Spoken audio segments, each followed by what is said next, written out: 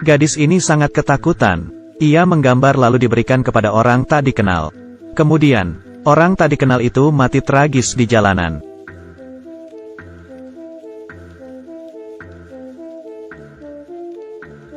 Beberapa menit lalu, seorang gadis sedang melukis sketsa di pinggir jalan. Tiba-tiba, ia seperti merespon sesuatu. Ia memejamkan matanya. Ekspresinya menjadi aneh. Dengan segera, ia mulai mencoret-coret di atas kertas. Ia memberi gambar tersebut kepada seorang pria asing di jalan.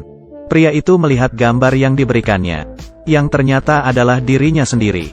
Gaya menggambarnya seperti tumpahan darah. Namun tidak masalah baginya.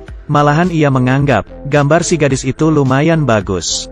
Tapi kemudian, ada sebuah pelat besi besar yang terjatuh, hingga menimpa dan menusuk badan pria itu. Siapa sangka kematiannya itu berhasil diramal oleh si gadis. Melalui gambarnya tadi, tragedi mematikan yang sangat aneh ini dengan cepat menarik perhatian FBI. Setelah melakukan investigasi, mereka tersadar, gadis ini memiliki kemampuan untuk meramal kematian. Ternyata, gambar yang ia buat tadi bermaksud untuk memberi peringatan kepada si pria tak dikenal itu. Ketika FBI ingin memberi pertanyaan yang lebih mendetail kepada si gadis, ayah si gadis tiba-tiba datang. Dia sangat marah, menyuruh para detektif untuk berhenti mengusik putrinya. Dia berkata, "Aku sudah sering bertemu orang seperti kalian. Saat aku sadar bahwa putriku memiliki kemampuan untuk memprediksi kematian, aku langsung membawanya ke laboratorium, menginfus dan menyuntiknya, memperlakukan putriku seperti seekor tikus putih kecil, menyiksanya hingga setengah sadar." Perkataan pria tadi membuat si detektif terdiam. Ia melihat mata dan raut wajah ketakutan dari si gadis. Mengetahui bahwa dia datang tidak pada waktunya, si detektif pun langsung pergi. Namun tak lama kemudian, sang gadis dengan inisiatifnya menghubungi si detektif. Gadis itu mengambil selembar gambar. Di dalamnya terlukis mayat yang bertebaran di mana-mana.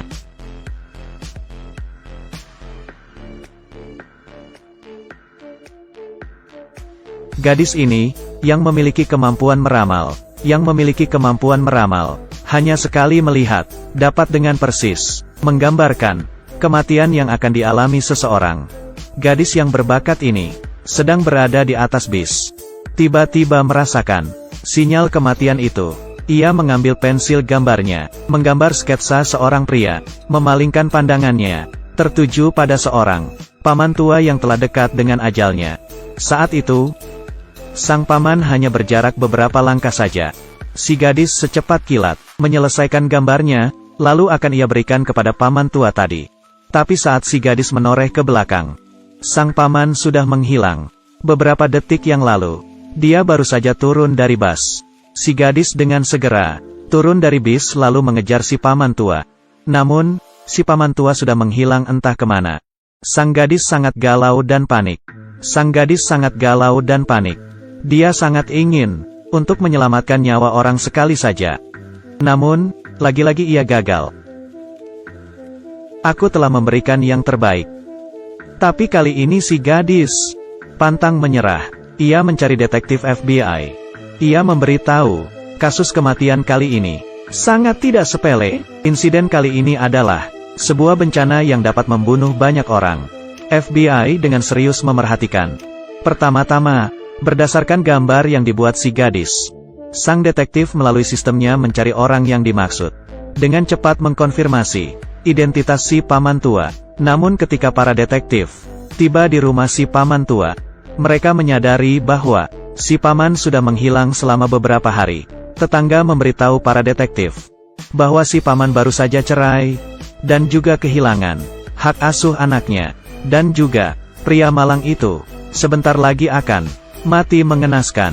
Dari semua petunjuk yang telah didapatkan, para detektif akan mencegah terjadinya bencana tersebut. Tugas utama sekarang adalah mencari lokasi terjadinya bencana, dan juga penyebabnya. FBI kemudian mencari seorang pakar, sepakat untuk memberikan hipnotis kepada sang gadis. Sang pakar dengan piksel gambar tinggi menampilkan kembali firasat yang dirasakan si gadis akan tempat terjadinya kematian ini. Melihat apakah dari gambar itu bisa ditemukan beberapa petunjuk. Sang pakar membawa sebuah perangkat berwarna-warni mengarahkannya pada otak si gadis. Kemudian menghitung mundur. 3, 2, 1. Ya Tuhan!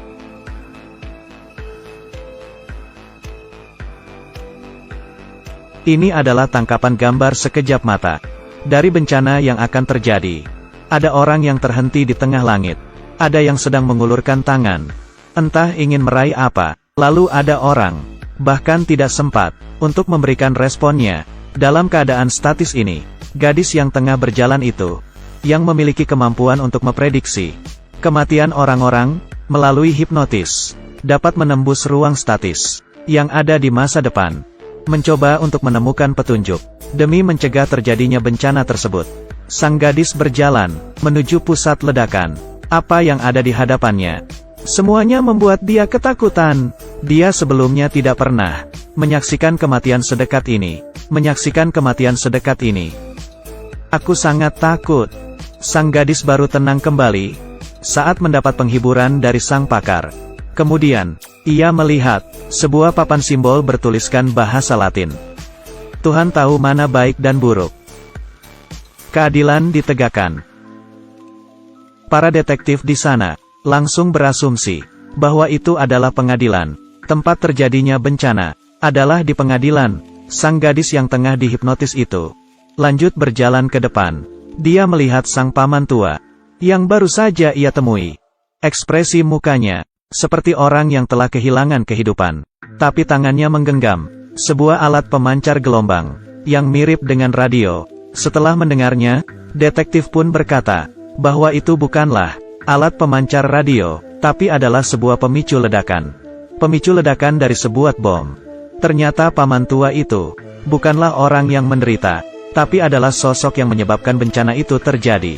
Dia karena dicabut hak asuhnya oleh hakim, menyimpan amarah dalam hatinya. Dia menganggap masalah ini sepenuhnya adalah salah hakim. Jadi, ia memutuskan untuk menghancurkan dan meledakkan seisi pengadilan. Mati bersama hakim yang telah mencabut hak asuh anaknya. Mati bersama hakim yang telah mencabut hak asuh anaknya. Gadis peramal kematian ini.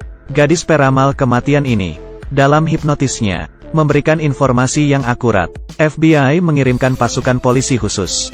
Segera beranjak ke pengadilan. Di area parkir, ada sebuah mobil pick-up. Para polisi menyadari, ada bom cair di mobil pick-up tersebut. Sementara itu, si paman tua telah ditemukan. Hakim yang memutus kasus perceraiannya tidak sadar. Hakim yang memutus kasus perceraiannya tidak sadar bahwa ia telah memicu amarah si paman tua. Kamu telah merampas keluarga saya, katanya sambil mengambil, serta menekan alat picu ledakan itu. Namun tidak terjadi apa-apa.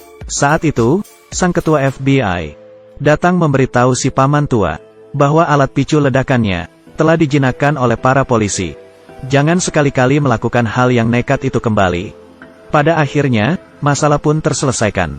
Namun, pahlawan dalam kasus ini, yaitu si gadis peramal, tiba-tiba menghilang. Ketika FBI telah menemui si gadis, wajah gadis itu pucat, matanya mengekspresikan kesedihan mendalam dari orang yang telah meninggal. Gambar anak itu telah merubah masa depan, menyelamatkan banyak orang, tapi pada saat yang bersamaan, ia menerima konsekuensi bahwa hidupnya takkan lama lagi. Ayah si gadis kemudian datang. Sang gadis memberinya sebuah gambar. Tokoh yang berada di gambar tersebut, di mata sang ayah, sudah meninggal dengan tenang. Sang gadis tersenyum, memberitahu sang ayah, setiap orang memiliki nilainya masing-masing, bisa menyelamatkan begitu banyak nyawa dari bencana yang akan menimpa mereka. Mungkin adalah sebuah nilai kehidupan bagiku. Cerita berakhir sampai di sini. Film ini berasal dari drama Amerika, Fringe. Sebuah film yang dapat membuat perasaan kalian hancur.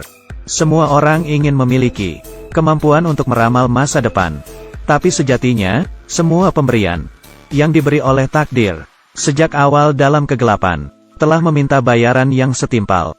Daripada memiliki kemampuan untuk melihat masa depan, lebih baik jalani hidup di masa sekarang dengan baik. Baiklah, cukup sekian cerita hari ini. Saya Sia Nyu. Sampai bertemu pekan depan. Bye-bye.